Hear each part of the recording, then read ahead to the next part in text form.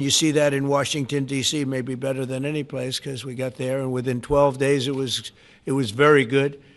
And within 30 days, it's been as safe as any city in the country. It's been great. Took out 1,700 people, got them out. These are career criminals in many cases and people that shouldn't have been allowed in by the Biden administration. Historically, the summer months have been a time when violent crime soar, as you know, but not under President Trump. Today, we're announcing the results of a sweeping law enforcement effort known as Operation Summer Heat. We were in many cities that people didn't know about. We kept it a little quiet, and it had a big impact, and you'll hear that in a second. But over the past few months, FBI offices in all 50 states made crushing violent crime a top enforcement priority. That's what they did, rounding up and arresting thousands of the most violent and dangerous criminals. And these are among the most dangerous and violent people in the world. They were allowed, in many cases, not in all cases, but in many cases, they were allowed in by a very foolish, actually stupid, open border policy. Just anybody could have come in. They emptied out their jails, their prisons, their mental institutions. They emptied them into our country. And the people behind me have done an incredible job because if we didn't have that administration, it would have been so much easier. They allowed millions of people in this country that shouldn't have been allowed, including over 11,000 murderers, half of whom murdered more than one person. And many of them are gone now, or they're put in prison because we don't want to have them come back. So we literally put them in our prison, which we don't want to do. But we bring them back to their countries. Working with state and local partners, the FBI arrested over 8,000 violent criminals during the course of this period. In major cities like in New Orleans, Nashville, we saw a 250% increase in arrests. And we really went after the bad ones. These include 725 individuals wanted for violent crimes against children and murderers. These arrests are in addition to the work of our historic federal task forces that make D.C. Safe Task Force has been unbelievable. I mean, the job they've done, it's incredible. And it's been so nice because so many people, they're going out to dinner and they're having dinners. They didn't go out for 4 years. And now they're going out 3 times a week. The restaurants are opening. Restaurants are full. And usually that means a lot of good things. But restaurants that were closed are now opening up. And everybody's happy. It's nobody's ever seen anything like it, actually. And everybody feels safe. You can have a child walk right through the middle of Washington, D.C., and nothing's going to happen. We were losing more than one person a week in Washington. They're being killed on an average of over 1 a week. The Make D.C. Safe Task Force has been incredible. And the Make Memphis Safe Task Force is having very similar results. It's much earlier, but we've been there for a week and a half, but I'm hearing the results are pretty incredible, and you'll hear about that. They're mobilizing more than 20 federal agencies for the largest law enforcement operation targeting violent criminals in American history.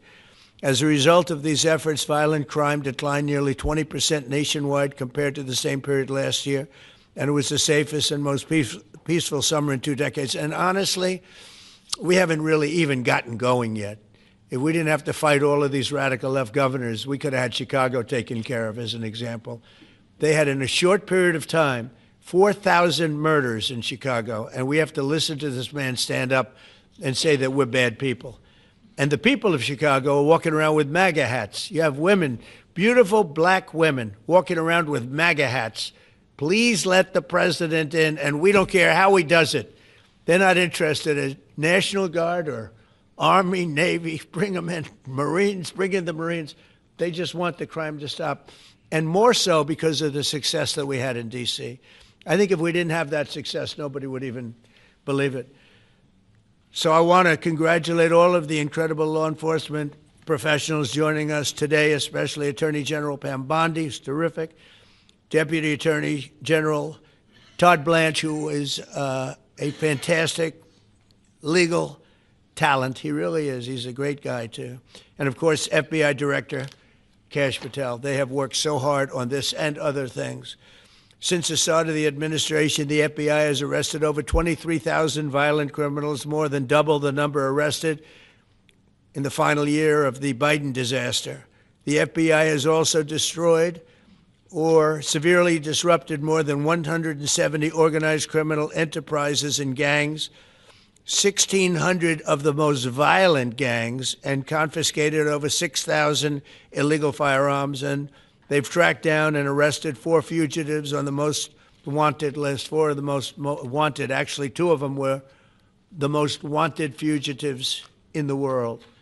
There's still much more work to be done, which is why the FBI continues to work alongside the Department of Justice, the Department of Homeland Security, and the Department of War to defend. And Pete Hegseth has been fantastic, by the way, on this too, on other things, but on this too, to defend law and order and combat violent crime, arrest illegal aliens, and make American cities the safest in the world. And when I campaigned, I talked about crime, but I never knew that we were going to get into it like we did. You know, I mean, I used to watch these cities with the murders. Chicago recently had one deal where they had 11 murders in one weekend, and they said, well, yeah, but it was a holiday weekend. They actually told me that was the reason, like it was okay because it was a holiday. It was Labor Day. These people are the worst. They really have to, they better, I tell you what, the people in Chicago and the people in places like that can be fixed. At some point, it gets to where you can't fix it anymore. It's too far gone. And we have some cities like that. But these are great cities that can be fixed. I'm going to be strongly recommending, at the request of government officials, which is always nice, that you start looking at San Francisco. I think we can make San Francisco. There's one of our great cities 10 years ago, 15 years ago, and now it's a mess. And we have great support in San Francisco, so I'd like to recommend that for inclusion, maybe in your next group. You'll get great support. Every American deserves to live in a community where they're not afraid of being mugged, murdered, robbed, raped, assaulted, or shot. And that's exactly what our administration is working to deliver. I didn't realize I was going to make this such a big factor in the administration. I didn't really campaign. I campaigned on crime, but I never thought we'd go into every city and take a really safe city that we've all been living with for years and make them safe. And now it's like a passion for me, and it's a passion for the people behind me. So I didn't get elected. I did get elected for crime, but I didn't get elected for what we're doing. This is many, many steps above. And I want to thank Stephen Miller, who's right back in the audience right there. I'd love to have him. I love watching him on television. I'd love to have him come up and explain his true feelings, but maybe not his truest feelings. That might be going a little bit too far. But Stephen, thank you for doing an unbelievable job. And the people of this country love you, I'll tell you, and they love what you say about crime and stopping crime. So now I'd like to ask Director Patel to say a few words, and then Pam and Todd also. And I just want to congratulate them. This is an amazing thing, and we're just at the start. We're going to go into other cities that we're not talking about purposely. We're getting ready to go in. And when they go in, like Kash, as an example, told me that people didn't even know. 5 months ago, they went into Chicago, and they started doing a lot of work in Chicago. And we brought the numbers down a little bit. And but that really was just preparatory work for what we're going to do with the surge. We're going to have a surge of strong, good people, patriots, and they're going to go in, they straighten it all out. So a lot of these cities we're already working on, but we don't do it with a big flavor. But in a little while, you're going to see some numbers that you're not going to believe. And I think you'll probably start with Memphis, because I'm hearing the numbers are much quicker than we even thought possible. But again, D.C. it speaks for itself. Chicago is going to be okay. We're going to save Chicago. And I told you, and I told them, a very respected man, the head of the Union Pacific, said, "Sir, save Chicago. It can be saved." And the way he said it, it was like, can you believe it? We're trying to save Chicago.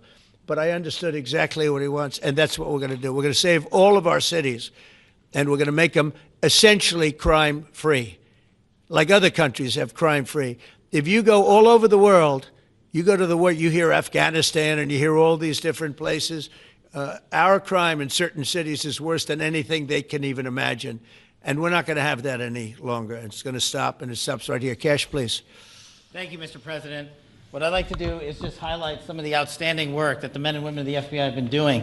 And thanks to your brave leadership and the mandate you were given by the American people to not only defend the homeland but crush violent crime, you tasked us with our great partners at the Department of Justice and the Attorney General and the Deputy Attorney General to start making arrests and bring prosecutions and safeguard our cities.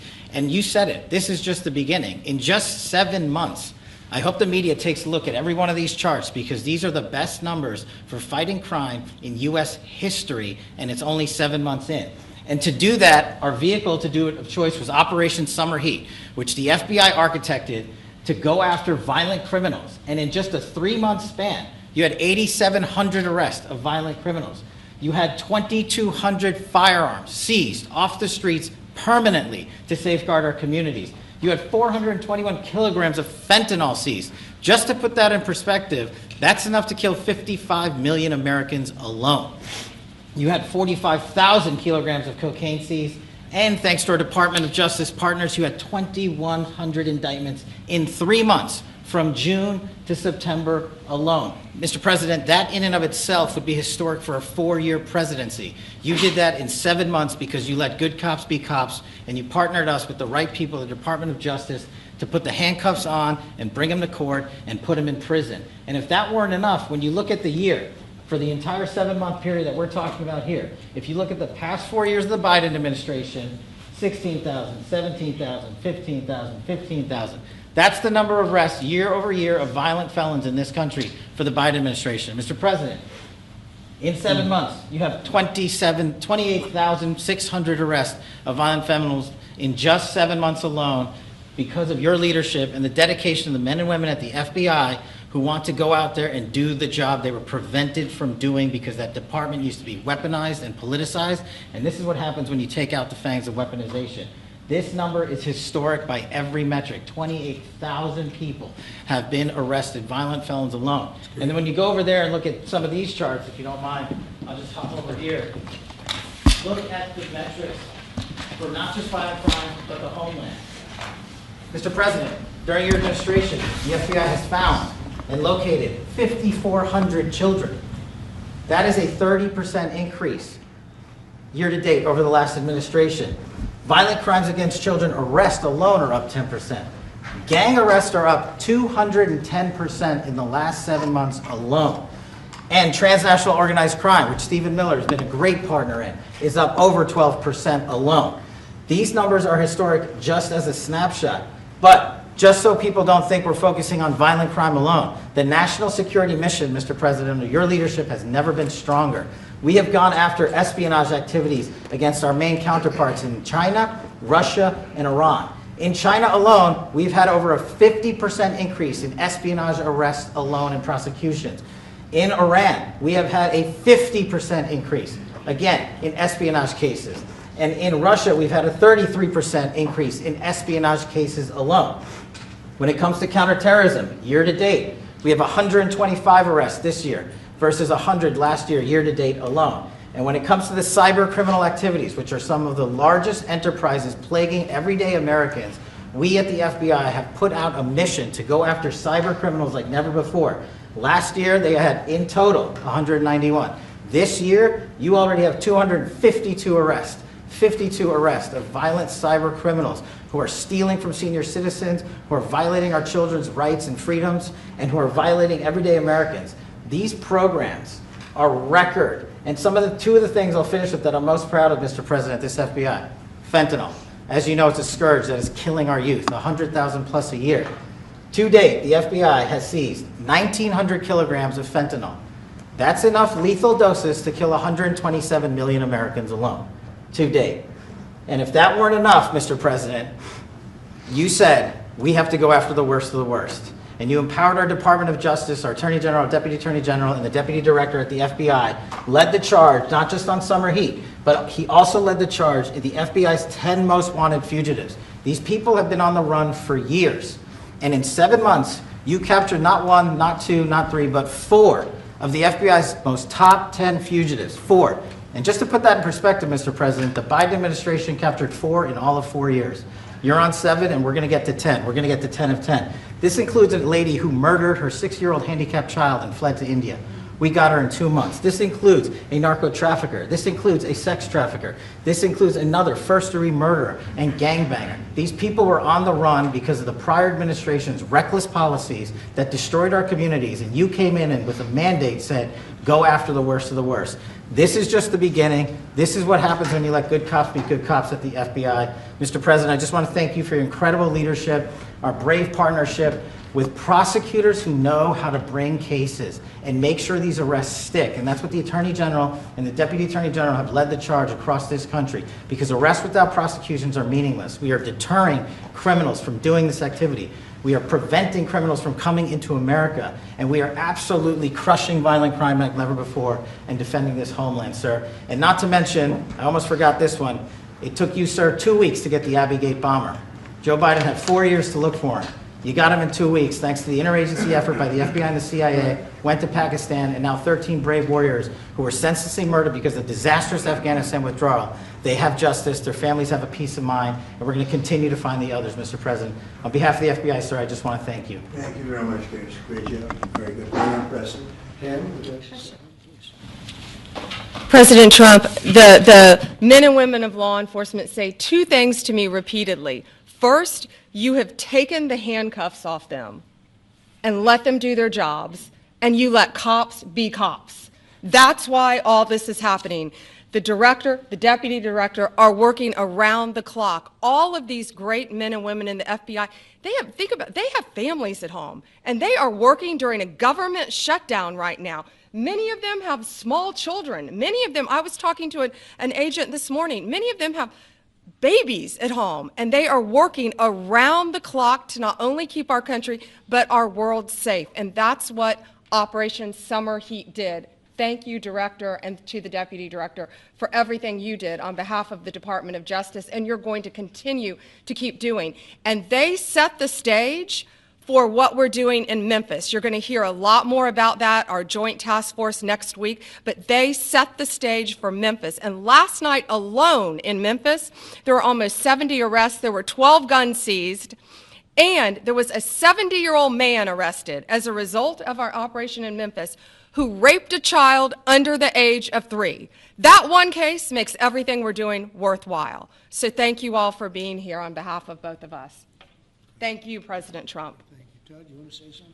Sure. Thank you, Mr. President. So this is a great day, and I think there's stats that the director talked about which are important, but I want to give 2 examples of what Summer Heat has done that actually will apply hopefully to everybody in this room. The first is for over 4 years during the last administration, there was a hotel in a town, the middle of a town in Alaska, that was being run as a drug den.